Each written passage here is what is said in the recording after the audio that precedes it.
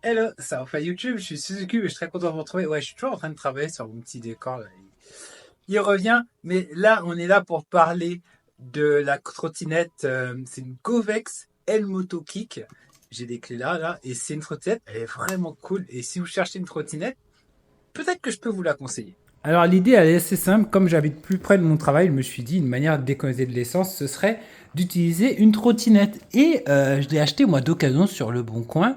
C'est une L-Moto Kick et c'est une trottinette qui a une particularité, c'est qu'elle fonctionne avec des batteries Power Exchange de chez Einl. Einl qui est connu pour faire notamment des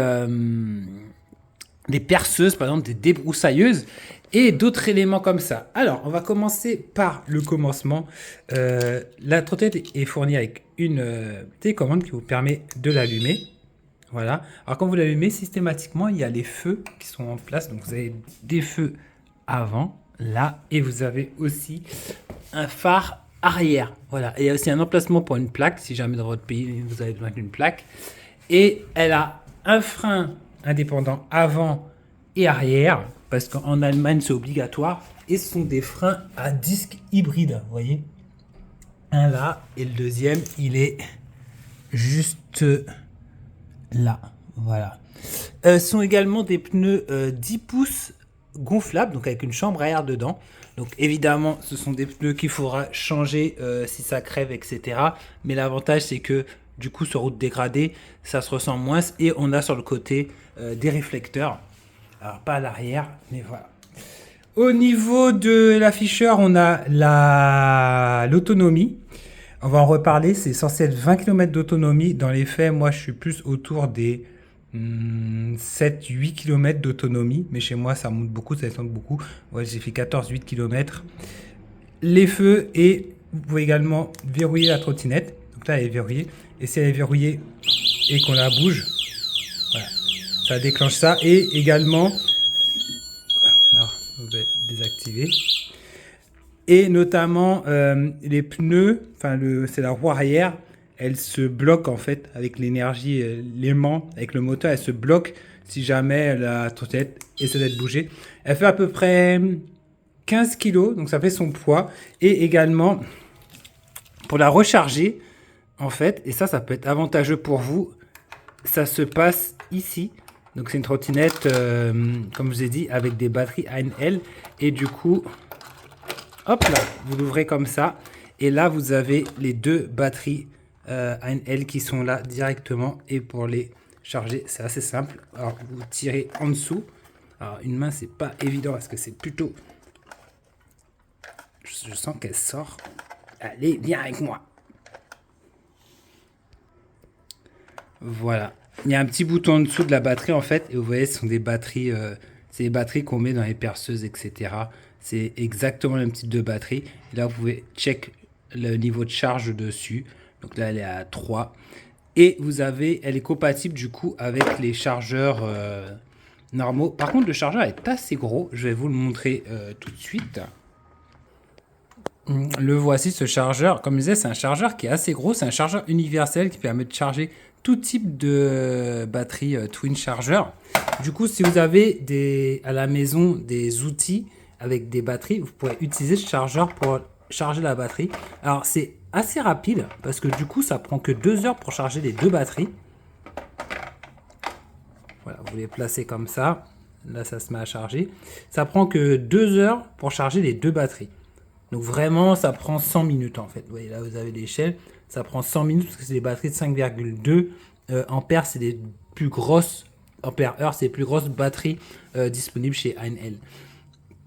Ça prend voilà, que 2 heures, mais vous avez que 20 km d'autonomie. Et encore, dans les faits, comme je vous ai dit, je suis plus autour des 10 km d'autonomie. Mais ça, je vais vous expliquer pourquoi. On va aller faire un tour avec notre tête. Je vais vous expliquer pourquoi est-ce que l'autonomie est aussi faible.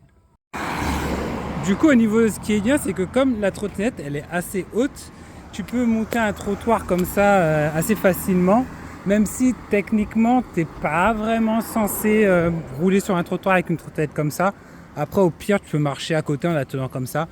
Parce qu'elle a un problème, c'est qu'elle ne monte pas très bien les côtes. Et vous savez, en Martinique, les côtes, il y en a beaucoup. Genre, là, juste ça en montée, la petite montée qui est là, ça va déjà faire forcer. Et en fait, ça nique l'autonomie, mais d'une force. Bref, du coup, pour la démarrer, c'est assez simple. Alors, l'écran ne clignote pas, vous inquiétez pas, si le téléphone fait ça. Vous donnez un coup de trottinette et vous appuyez sur l'accélérateur. Et la trottinette, elle est partie. Et vous avez les deux bras sur la trottinette. Voilà. Alors, je vais essayer d'attacher le téléphone parce que, bon, je ne veux pas me cracher à terre. Alors, j'ai aucune idée de ce que ça va donner, ces vidéos-là. Alors, du coup, hop là. Alors là, bon, moi, j'ai pas trop confiance, donc je vais sauter comme ça. Voilà.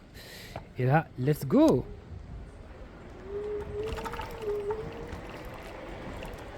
Alors, la trottinette va jusqu'à 20 km/h.